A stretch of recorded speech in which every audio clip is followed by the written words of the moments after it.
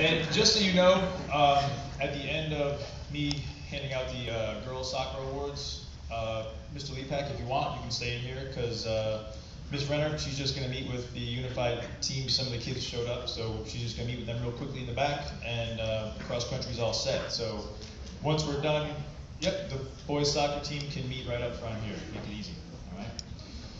So the girls soccer season, record-wise, might not have been the best. We were 2-6-1 the way we finished. We didn't get a chance to finish our conference game, or our not conference. What am I thinking? Playoff. The playoff game, just because due to Storm Sandy and rescheduling and my schedule, we weren't able to finish that last game, which I'm confident that we would have won and improved our record a little bit. But some of the highlights this year is we scored against South Windsor, who is a dominant team in our league. We scored 8 points, which is a good start considering we haven't scored any points against South Windsor ever. So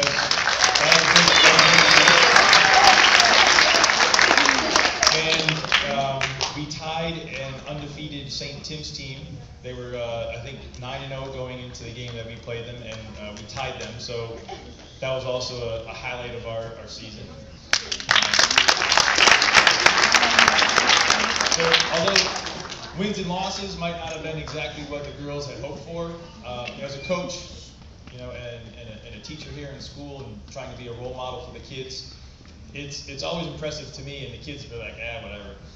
Every time you go and you play another town, and the coach tells you that hey, your girls are playing really hard, they're getting better, they're improving.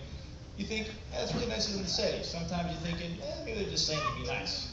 What really strikes me is that when the referees, who have no side whatsoever, come up to you after the game and say, hey, your girls play really hard, they're getting much better.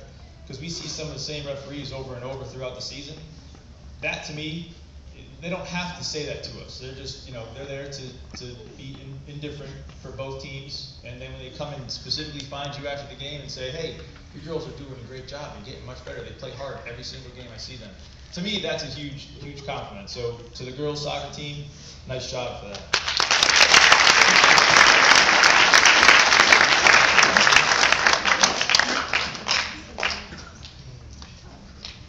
I want to start with the Charger Award.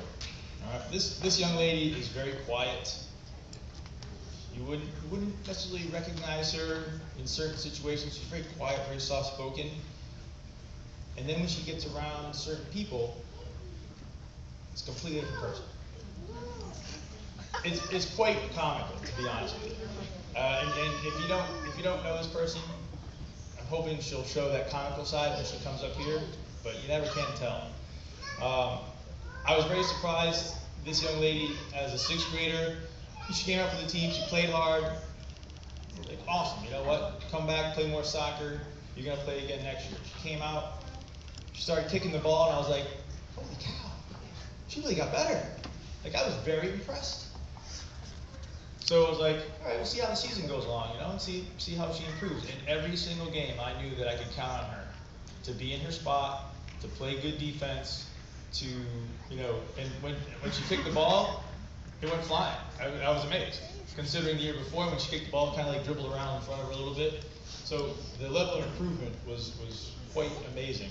But the reason I gave her the Charger Award is because of her spirit at practice and also in games. So Michaela Robinson.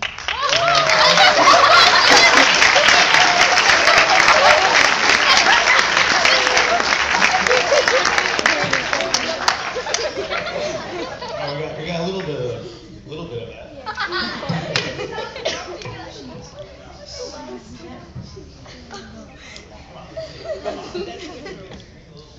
He's gonna do the pants.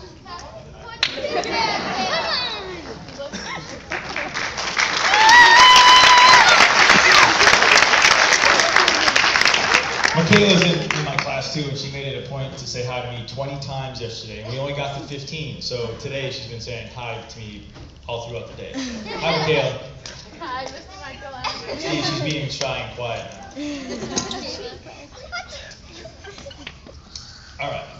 My most improved player. See, this is where it gets tough as a coach. And like Mr. Lepak, you know, like the school only provides us with 3 awards we have to pick, and you get these girls that work so hard from the beginning of the season, and it, like, I don't know how you guys feel, but it tears at me because I can only pick 3.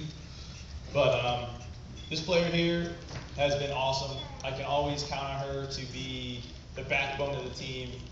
To, you know, if the other team's got a fast break, I can count on this streak of, well, it used to be red, but now maroon, sprinting down the field trying to stop the other team from scoring. So this year, my most improved player and person that I can count on all the time is Jamie Carucci.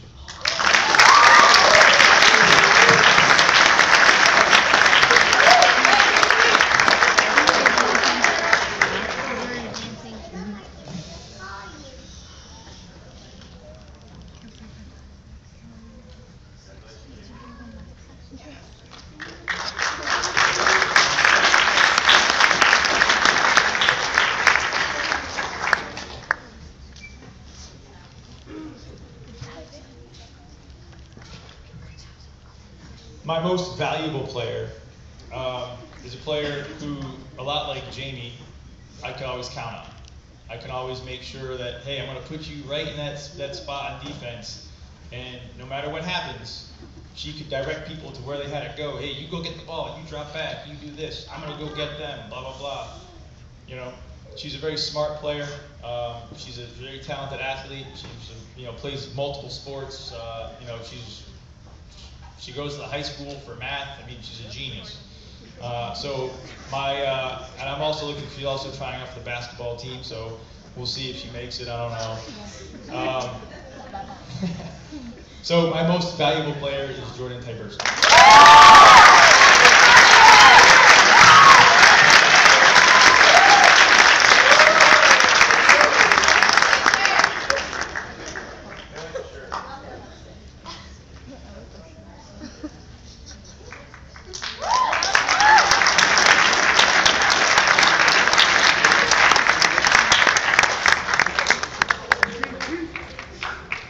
So as soon as Jordan takes her seat, that will be the conclusion to our awards ceremony, except for Ms. Renard's Unified Sports, just me in the back. Mr. Lepak's soccer team will come off down to the front. And before you start moving around, again, I can't tell the parents enough how much, as coaches,